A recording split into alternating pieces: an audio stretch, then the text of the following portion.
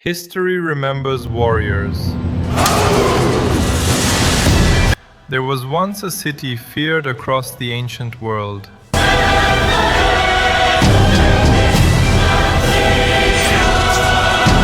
A city where boys were trained for war, and men lived only to fight. This is where we hold them! This is where we fight! In the rugged valleys of southern Greece, surrounded by mountains, a society emerged unlike any other. This is Sparta!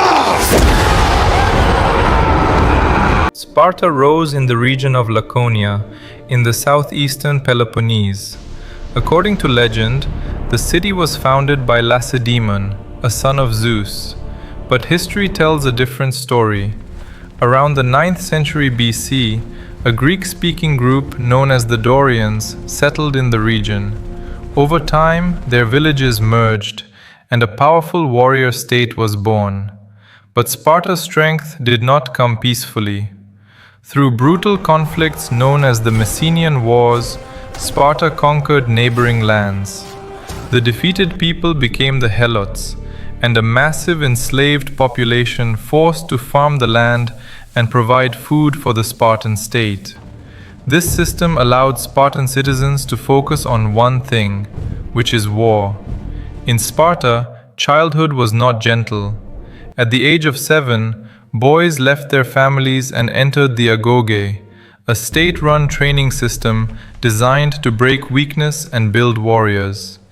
They were taught to fight, to endure hunger, to survive pain, to obey without question. Stealing food was encouraged, but getting caught meant punishment, because in Sparta, survival meant cunning, not comfort.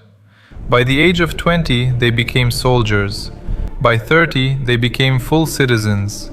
Surprisingly, Spartan women lived very different lives compared to women in other Greek cities. They trained physically, they owned property, they managed estates while men were at war. Spartan women were expected to be strong, because only strong mothers could raise strong warriors. Their entire identity revolved around discipline and loyalty to the state. On the battlefield, Spartan warriors were legendary. Each man's shield protected the soldier beside him. But here is the twist why Spartan decline. Why history forgot the warriors of Sparta. Two forces quietly destroyed the most feared warrior society of ancient Greece. First, their military backbone slowly withered away. Second, powerful leaders shattered the alliances that once made them unstoppable. Those two factors alone were enough to erase a civilization that once terrified empires. But to truly understand how Sparta collapsed, we have to go back to the moment it stood at its peak. In 480 BC, Sparta stood at the head of a Greek alliance facing the massive forces of the Persian Empire. This clash became legendary as the Battle of Thermopylae, later immortalized in the film 300. The Spartans lost that battle, yet paradoxically, their sacrifice ignited unity across Greece. Inspired city-states regrouped and later defeated Persia at the Battle of Salamis and the Battle of Plataea. Persia's invasion failed, and Sparta's reputation became mythic. Decades later, in 431 BC, Sparta fought fellow Greeks in the brutal Peloponnesian War against Athens. After 27 exhausting years, Sparta emerged victorious in 404 BC. At that moment, it seemed inevitable that Spartan dominance would stretch across all Greece. But history had other plans. Within just 33 years, Sparta's power nearly vanished. The common reason was that a society built for war and nothing else. The roots of Sparta's fall were hidden inside its own system. Ancient Greece was not a single nation, but a patchwork of independent city-states. Among them, Athens stood out for choosing its leaders through a primitive democracy, a revolutionary idea for its time. Sparta was the opposite. Its society was rigidly divided. Helots, who were enslaved laborers with no rights, Perioiki, who were free but politically powerless, Spartiates, who were elite citizens and full-time soldiers. Only the Spartiates held political power. They owned land worked by Helots, freeing them to dedicate their entire lives to warfare. Trade, art, philosophy were all ignored. War was everything.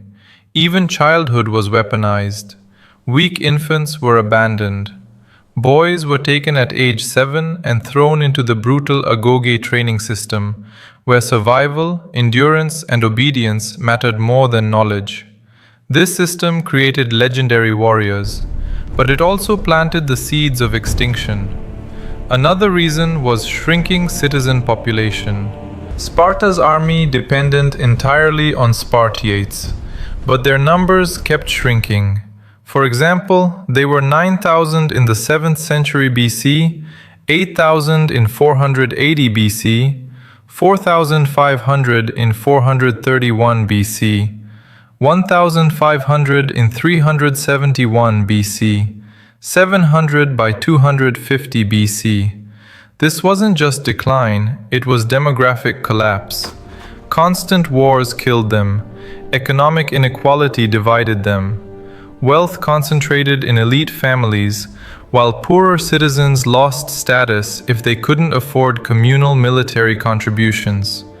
When they lost status, they also lost citizenship, and Sparta lost soldiers. Instead of reforming wealth distribution, powerful elites protected their riches. That decision quietly doomed the state. Sparta tried temporary fixes, recruiting middle classes into the army, arming former slaves.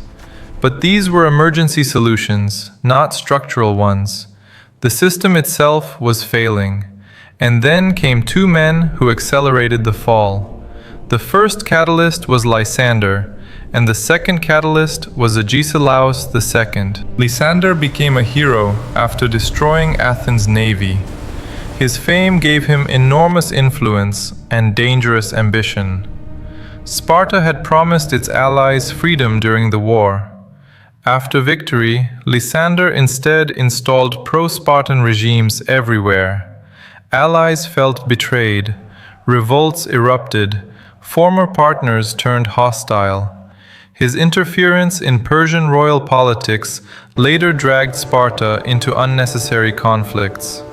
Overconfident, he attacked prematurely in battle and was killed along with 1,000 soldiers. By then, the alliances that once protected Sparta were already shattered. Agesilaus was the perfect Spartan warrior, disciplined, fearless, relentless. But he was a terrible strategist.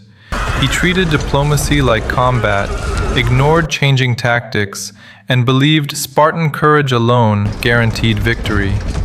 He refused reforms that might have saved the shrinking citizen class. At the Battle of Coronea, he ordered a reckless frontal assault simply to display bravery. Many elite soldiers died, losses Sparta could not afford. Later, needing allies, he discovered none remained. Even worse, he accepted Persian money to stabilize Greece, effectively relying on a former enemy to maintain power. While Sparta clung to tradition, rivals adapted. The Theban commanders Epaminondas and Pelopidas revolutionized battlefield tactics, breaking Sparta's long dominant formations. Outnumbered, outdated, isolated. The warrior state that once terrified empires slowly faded from the center of history. Sparta did not fall in one battle.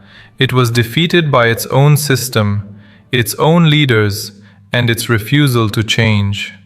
And that is how the most feared warriors of the ancient world disappeared. Not with a final stand, but with a quiet collapse.